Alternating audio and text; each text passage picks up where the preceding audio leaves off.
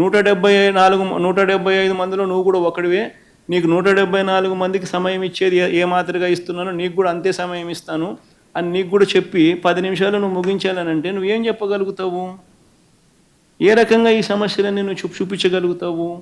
ఏ రకంగా నువ్వు ప్రభుత్వాన్ని నిలదీయగలుగుతావు? ఏమీ చేయలేము. అప్పుడు అసెంబ్లీకి నువ్వు పోవడం వల్ల లాభం ఏంది?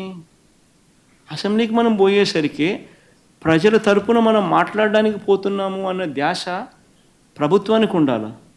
ప్రతిపక్ష నాయకుడు మాట్లాడితేనే కదా ఈ విషయాలన్నీ నాకు ప్రభుత్వం దృష్టికి వస్తాయి, అప్పుడే కదా కరెక్షన్ చేసుకోగలుగుతాము అని ధ్యాస ప్రభుత్వానికి ఉండాలి. అలా మాట్లాడి ఇవ్వాలా. 40% ఓట్ షేర్ వచ్చిన పార్టీ మాది.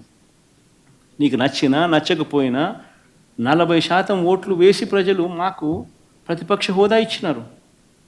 సో ప్రతిపక్ష హోదా ఇచ్చిన తర్వాత నువ్వు ప్రతిపక్ష హోదా నువ్వు ఇవ్వనని చెప్పి నువ్వు అనడమే ఆశ్చర్యం. డిస్క్వాలిఫై చేయగలగడం అన్నది వీళ్ళ చేతుల్లో లేదు. నన్నున్నా చేయగలుగుతాను, చేయమను, రమ్మను, రెడీ, రమ్మను.